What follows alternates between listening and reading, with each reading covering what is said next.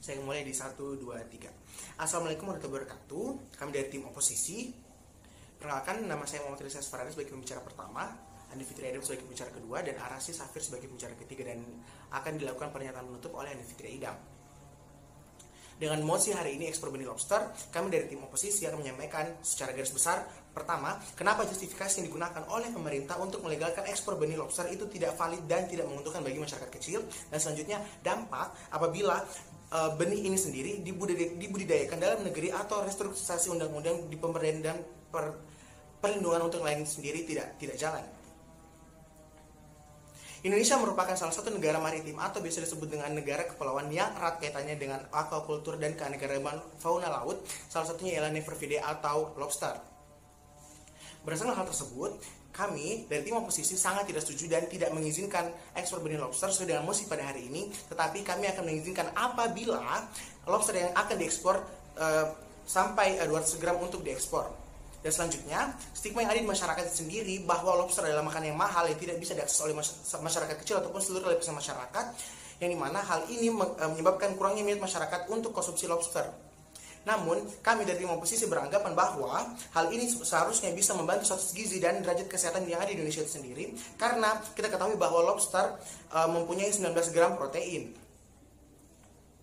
Status quo saat ini pemerintah mempunyai kebijakan, yaitu pemerintah bisa ekspor ataupun bisa membawa benih ataupun benur ke luar negeri dengan catatan kuantitas atau jumlah yang diekspor harus seimbang atau sama banyak dengan yang dibudidayakan dalam negeri ataupun yang di Indonesia sendiri. Dan berdasarkan Badan Pusat Statistik 2020, jumlah benur lobster sendiri yang telah diekspor saat ini mencapai angka hingga 4.000 kg. Dan untuk harga benih, di samping itu untuk harga benih itu sendiri, berdasarkan Kesatuan Nelayan Tradisional Indonesia, didapatkan eksportir mengambil banyak untung yang dimana eksportir membeli di nelayan dengan kisaran harga 10.000 hingga 16.000, lalu dijual ke luar negeri ataupun diekspor dengan harga yang sangat fantastis, yaitu mencapai angka 100.000 hingga 170.000. Dalam hal ini, kami sebagai tim oposisi mencanangkan ataupun menawarkan hal-hal untuk mengatasi hal tersebut dan untuk mengatasi hal-hal yang memang sangat merugikan untuk masyarakat kecil, khususnya pada nelayan. Yang pertama, edukasi dan dukungan untuk nelayan lobster, yang dimana nanti akan dijelaskan oleh pembicara kedua dan pembicara ketiga. Dan yang selanjutnya, restrukturisasi undang-undang pemberdayaan dan perlindungan nelayan, yang dimana nanti kami dari sebagai tim oposisi akan menjelaskan bahwa undang-undang tersebut belum membantu ataupun mencakup seluruh lapisan masyarakat dalam pemberdayaan nelayan dari nelayan-nelayan yang ada di Indonesia sendiri. Dan yang terakhir, membuat suatu program besar atau gerakan masyarakat pesisir untuk mengkampanyekan konsumsi lobster dan industrinya, yang dimana nanti akan memberdayakan para nelayan-nelayan yang ada di Indonesia sendiri. Sekian dari saya, terima kasih. Saya akan memulai pidato saya dalam 3, 2, 1. Dewan juri yang terhormat, jadi apa yang pihak oposisi inginkan pada debat kali ini? Pertama, kami ingin menutup kembali keran ekspor benih lobster atau benur. Kedua, kami ingin memfasilitasi nelayan atau pelaku budidaya lobster untuk pengembangan usahanya, misalnya melalui pemberian edukasi atau misalnya pemberian bantuan-bantuan berupa modal dan lain-lain. Ketiga, kami akan melakukan restrukturisasi undang-undang pemberdayaan dan perlindungan nelayan. Keempat, kami akan melakukan peningkatan konsumsi lobster dengan cara mempromosikan konsumsi lobster ini. Misalnya kami akan mengangkat orang tertentu menjadi duta yang akan mempromosikan mengenai pentingnya konsumsi lobster yang kaya akan protein misalnya. Ini pada akhirnya kami harapkan dapat meningkatkan kualitas kesehatan dari individu ataupun kesehatan masyarakat. Oke, jadi bagaimana kondisi yang ada sekarang di status quo? Seperti yang dijelaskan oleh pembicara sebelum saya, jadi kondisi yang terjadi sekarang di status quo itu pemerintah sudah melegalkan ekspor dari benih lobster ini. Namun ini pada akhirnya dimanfaatkan oleh pelaku usaha tertentu untuk misalnya mengambil keuntungan yang banyak untuk diri mereka sendiri. Oke, baik, dua poin argumentasi yang akan saya bawakan. Pertama, mengapa kami menganggap bahwa justifikasi yang digunakan oleh pemerintah itu tidak valid dan tidak akan menguntungkan masyarakat kecil. Oke, baik, melangkah ke poin pertama. Justifikasi yang digunakan oleh pemerintah, misalnya mereka mengatakan bahwa kemungkinan untuk benih lobster ini bisa berhasil hidup di alam itu hanya 0,02%, itu merupakan justifikasi yang benar. Namun, ini merupakan persentase mengenai jumlah lobster yang dapat hidup di alam bebas. Namun apabila misalnya pelaku-pelaku usaha, misalnya para nelayan membudidayakan benih lobster ini, maka kemungkinan hidup dari benih-benih lobster ini bisa mencapai 70%. Yang mana berarti apabila misalnya si nelayan-nelayan ini bisa memanfaatkan benih-benih lobster ini, itu dapat menjadi sumber penghasilan bagi si nelayan dan juga dapat menguntungkan bagi negara Indonesia. Oke, baik. Kedua, Pada saat ini, ekspor benur itu hanya menguntungkan pelaku-pelaku usaha yang memiliki banyak modal, misalnya eksportir yang mempunyai banyak kapital dan lain-lain. Ini dibuktikan dengan data yang diberikan oleh Kesatuan Nelayan Tradisional Indonesia, bahwa misalnya si eksportir ini membeli benih-benih lobster dengan harga 10.000 sampai 16.000 rupiah, kemudian pada saat mereka melakukan ekspor, mereka menjualnya dengan harga 100.000 sampai 170.000 rupiah. Ini membuktikan bahwa keuntungan yang diperoleh dari ekspor benih lobster bukan didapatkan oleh nelayan-nelayan kecil yang membutuhkan banyak penghasilan, sedangkan keuntungan ini diperoleh oleh eksportir yang memiliki banyak kapital. Nah, ini berarti tujuan utama pemerintah mengizinkan ekspor benih lobster ini untuk misalnya menambah penghasilan dari nelayan-nelayan itu tidak akan terjadi, Dewan Juri yang terhormat. Nah, kemudian itu pada akhirnya juga dapat dimanfaatkan oleh negara tertentu untuk misalnya memonopoli jumlah benih lobster yang ada di Indonesia. Misalnya kita lihat sebelum Indonesia melegalkan ekspor benih lobster, Vietnam itu bukan merupakan negara tujuan ekspor lobster di Indonesia. Namun setelah Indonesia melegalkan ekspor benih lobster, Vietnam bahkan membeli sangat banyak benih lobster dari Indonesia, bahkan mencapai 4.000 kilo dan seterusnya, seperti yang telah dipaparkan oleh pembicara sebelum saya. Nah, ini pada akhirnya dapat membuka kesempatan bagi si negara-negara ini untuk misalnya mengambil alih atau misalnya memonopoli kondisi lobster yang ada dalam negeri. Nah, kemudian argumentasi kedua, apakah dampak dari misalnya kami membudidayakan lobster ini dalam negeri, lalu misalnya kami melakukan restrukturisasi dari Undang-Undang Pemberdayaan dan Perlindungan Nelayan. Pertama, kami menganggap bahwa ini dapat mensejahterakan pengusaha atau nelayan lokal. Kami percaya bahwa masalah utama yang dihadapi oleh si nelayan-nelayan ini adalah bukan mereka misalnya tidak mau atau tidak memiliki keinginan untuk membudidayakan lobster, tapi misalnya mereka tidak memiliki pengetahuan yang cukup, atau misalnya mereka tidak memiliki modal yang memadai. Kami menganggap dengan misalnya proposal kami diterapkan, misalnya kami memberikan bantuan modal atau misalnya bantuan edukasi, ini dapat dimanfaatkan oleh si nelayan-nelayan ini untuk mengembangkan usahanya pada akhirnya, dan ini juga dapat meningkatkan misalnya kehidupan maritim di Indonesia. Baik, kemudian ini juga dapat meningkatkan minat konsumsi masyarakat untuk mengonsumsi lobster. Karena pada saat ini, stigma yang dimiliki oleh masyarakat adalah lobster merupakan makanan yang mahal, seperti dikatakan oleh pembicara sebelum saya.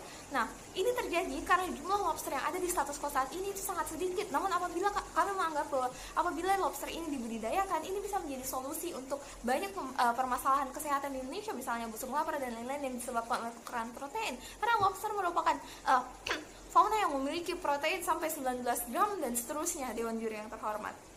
Nah, kami juga menganggap bahwa ekspor benih lobster itu tidak akan meningkatkan devisa negara dan seterusnya, karena bisa dilihat di status quo sekarang, pajak yang diberikan untuk benih-benih lobster ini hanya Rp15.000 per 60.000 ekor, yang mana berarti jumlahnya itu sangat sedikit. Nah, sekian dari saya, terima kasih. Assalamualaikum warahmatullahi wabarakatuh. Terima kasih atas kesempatan yang telah diberikan kepada saya. Nama saya Aris Zafir, selaku pembicara ketiga dari tim kami, yang pada hari ini akan memperdebatkan mosi ekspor benih lobster dengan posisi kontra. Dalam pidato saya akan membawakan perbandingan mengenai peraturan yang ditetapkan pada masa jabatan Ibu Susi Pujiastuti dan peraturan yang ditetapkan pada masa jabatan Edi Prabowo mengenai ekspor benih lobster itu sendiri. Nah, yang pertama, pada masa jabatan Ibu Susi Pujiastuti, peraturan yang diterapkan adalah Peraturan Menteri KP nomor 56 tahun 2016 tentang larangan penangkapan dan atau pengeluaran lobster, kepiting dan rajungan dari wilayah negara Republik Indonesia yang didasarkan oleh dua alasan.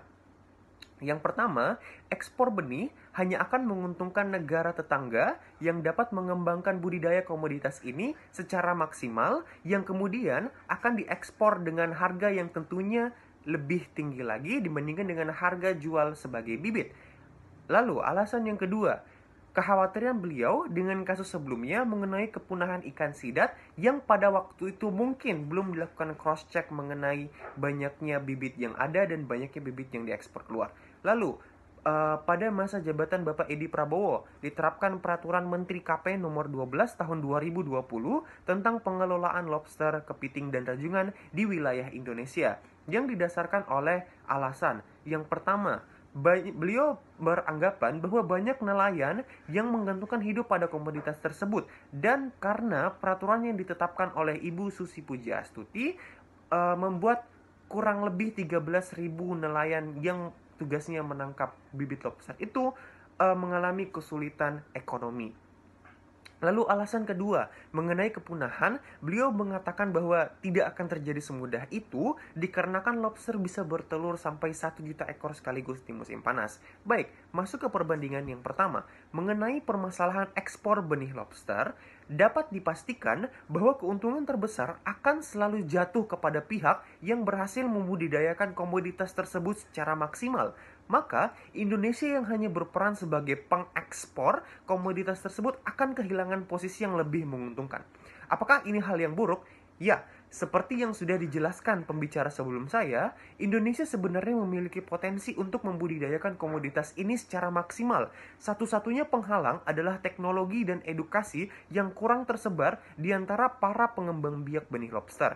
Kami percaya jika mekanisme yang kami bawakan, yang sudah dibacakan dan dijelaskan oleh pembicara sebelum saya, diberlakukan secara efektif, maka hanya masalah waktu bagi Indonesia untuk maju dalam pengembangbiakan benih lobster.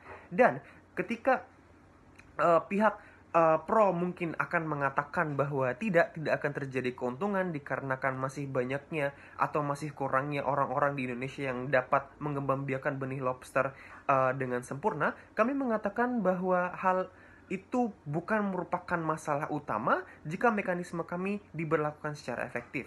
Lalu, pada akhirnya, nelayan itu sendirilah yang akan mendapat keuntungan dari komoditas-komoditas tersebut dikarenakan kita dapat menjual, mengekspor bukan cuma merupakan bibit, namun kita dapat mengekspor lobster itu sendiri yang tentunya memiliki harga jual yang lebih tinggi. Kemudian, jika kita menarik ke sisi ekonomi, PNBP dari bibit lobster, benih lobster itu sendiri yang dikatakan relatif kecil dengan kurang lebih Rp250 per 1.000 ekor dengan perhitungan 15.000 per 60.000 ekor yang akan diekspor masih tidak bisa dikatakan menguntungkan perekonomian negara itu sendiri. Lalu perbandingan yang kedua, masalah kepunahan suatu spesies bukan merupakan hal yang pasti. Apabila ekspor benih lobster dilakukan secara terus-menerus, akan terjadi kepunahan pada komoditas itu di dalam ekosistem Indonesia. Seperti halnya klaim Bapak Edi Prabowo. Namun, sebagai seorang manusia, merupakan hal yang paling penting untuk selalu bisa belajar dari pengalaman, guna menghindari suatu kesalahan yang sama untuk terulang kembali. Kepunahan ikan sidat di masa lalu yang menjadi salah satu kekhawatiran Ibu Susi dikarenakan ekspor glass eel yang mungkin jarang dilakukan cross-check, kami merasa bahwa terdapat kemungkinan untuk kesalahan yang sama terjadi kembali. Mengapa? Karena seperti yang sudah pembicara sebelum saya sebutkan, bahwa terdapat individu-individu yang berorientasi pada keuntungan. Oleh karena itu, kami merasakan bahwa ekspor benih lobster tidak harus diadakan. Terima kasih. Assalamualaikum warahmatullahi wabarakatuh. Perkenalkan, nama saya Andi Fitri Idam dan selanjutnya saya akan membahas mengenai pernyataan penutup dari pihak oposisi.